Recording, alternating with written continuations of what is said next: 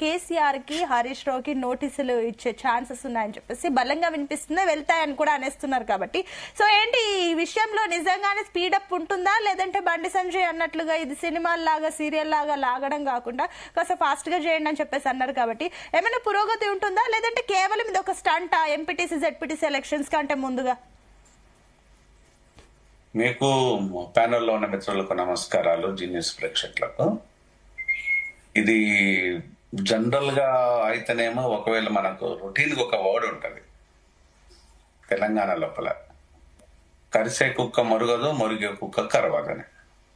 అంటే ఇక్కడ రాజకీయాల లోపల only blackmails, settlements, same time వచ్చేసి ఒప్పందాలు, తెరచాటున జరిగే ఒప్పందాలు, పంచుకోవటాలు, ఇవే ఉంటాయి.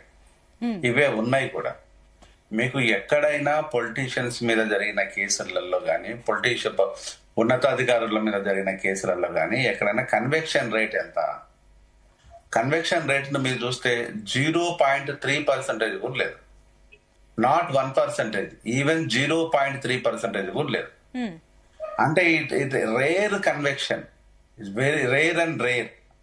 ఈ రేర్ కన్వెక్షన్స్ లోపల కేసులు పెడితే ఎంత, పెట్టకపోతే ఎంత? ఒకవేళ పెట్టిందే అనుకుందాం, సరే ఇప్పుడు హరీష్ కానీ కేసీఆర్ కానీ ఇచ్చిండ్లు అనుకుందాం, ఇస్తే వీళ్ళ కన్వెక్షన్ ఉంటుందా? ఈ తెలంగాణ లోపల ఒకే ప్రభుత్వము జీవితకాలం ఉంటుందా? రేవంత్ ఉంటాడా? అసలు రేవంత్ మీద ఉన్న కేసు కన్వెక్షన్ అయిందా? ఇదంతా ఎందుకు? రేవంత్ మీద ఉన్న కేసు కన్వెక్షన్ అయిందా? అంటే ఎవరిని నమ్మిద్దామని? రేవంత్ ను జైల్లో తోసేయండి, జగన్మోహన్ రెడ్డిని జైల్లో తోసేయండి, చంద్రబాబు నాయుడును జైల్లో తోసేయండి, ఇలా చెప్పుకుంటూ పోతే అనేక మందిని జైల్లో తోసేయాలి. తోసే దమ్ముందా? లేదు. అంటే నేను చెప్పేది ఏంటంటే ఇక్కడ ఇవన్నీ ఓన్లీ రాజకీయ జమింగ్స్. రాజకీయంగా వాళ్ళను వాళ్ళు ఎస్టాబ్లిష్ చేసుకోవడం కోసం ఎదుటోళ్ళ మీద బురద జల్లుతాం. మీరు కడుక్కోండి. ఈ రోజు టెలిఫోన్ ట్యాపింగ్ ఒక్కటే కేసు ఉందా తెలంగాణ లోపల? భూములు 1,28,00,000 ఎకరాల భూములు తిన్నారు. మరి ఎంతమందిని జైల్లో దోసేయాలి? ఈ రోజు రియల్ ఎస్టేట్ దందా, రియల్ ఎస్టేట్ లోపల ఒక్కొక్కడు డబ్బులు కట్టించుకొని మోసాలు చేస్తున్నారు. వాళ్ళని ఎంతమంది దోసేయాలి? అక్కడ చిత్రపురి కాలనీ లోపల దొంగలు ఉన్నారు.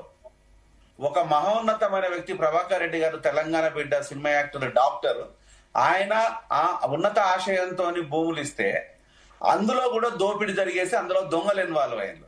అందులో గవర్నమెంట్ ఆఫీసర్స్, వాళ్ళ మీద నేను కంప్లైంట్ ఇచ్చేసాను, కేసులు పెట్టేశాను, వీళ్ళు పలానోడు అని చెప్పేసి ఫోటోలు తసా ఇచ్చాను. దాని వెనకాల మళ్ళీ బీఆర్ఎస్ పొలిటీషియన్స్ వెనకాల ఉంటారు, ఉన్నతాధికారులు ఉంటారు, కాంగ్రెస్ వాళ్ళు ఉంటారు, అనేక మంది రాజకీయ నాయకులు ఉన్నారు.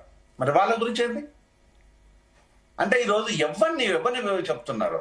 అంటే చెప్తున్న లెక్క ప్రకారం చూస్తే ఈ ఫోన్ ట్యాపింగ్ వ్యవహారంలో సిట్ కూడా ప్రభుత్వానికి తొత్తులుగా పనిచేస్తుందా? నేను సిట్ ప్రభుత్వానికి తొత్తులుగా పనిచేస్తానే వర్డ్ నేను ఉపయోగించాను. సిట్ గానే పనిచేస్తుంది, ప్రభుత్వ ఆధీనంలో పనిచేస్తుంది. ప్రభుత్వ ఆధీనంలో పనిచేసే సిట్ ఎలా ఉంటుందో మీకు తెలియదు కాదు, నాకు తెలియదు కాదు. ఈరోజు ప్రభుత్వం అంటే కాంగ్రెస్ ఉండాల్సిన పని లేదు. బీఆర్ఎస్ రావచ్చు, తర్వాత బీజేపీ రావచ్చు, ఎవరైనా రావచ్చు. అంటే అది ప్రభుత్వ ఆధీనంలో ఉంటది. అది ప్రభుత్వ ఆధీనంలో ఉంటే ప్రభుత్వం ఇది ఒక బ్లాక్ మెయిల్ అన్న జరగవచ్చు, బుజ్జగింపులు అన్న జరగవచ్చు, తెరసాటు సెటిల్మెంట్ అన్న జరగవచ్చు. అంతే. అంతే మించి ఏం జరుగుతుంది? సిట్ అంటే దీనికి మించి ఇంకేమైనా జరుగుతుందా? సిట్ అంటే సిట్ స్టాండ్, ఇంతే కదా. మీరు పరిగెత్తండి, అడావుడి చేయండి అంటే అడావుడి చేస్తారు, లేదు కొంచెం నిద్రపోండి అంటే నిద్రపోతారు, లేదు మీ పనేం లేదు, మీ ఇచ్చిన సర్వీస్ కు చాలా నమస్కారాలండి, చాలా గొప్ప పని చేశారంటే మంచి సార్ అని చెప్తారు. అధికారులది ఇక్కడ అధికారుల ప్రమేయం కాదు కదా. అధికారులను ఆపరేట్ చేసే పొలిటీషియన్స్ మీదే కేసులు ఉంటాయి. పొలిటీషియన్స్ పెట్టుకొని జైల్లో పోవడానికి ఎవరు సిద్ధంగా ఉన్నారు? జయరామ్ గారు, నేను మళ్ళీ వస్తాను, టైం తక్కువ ఉంది, మిగిలిన వాళ్ళ దగ్గర కూడా వెళ్ళి నేను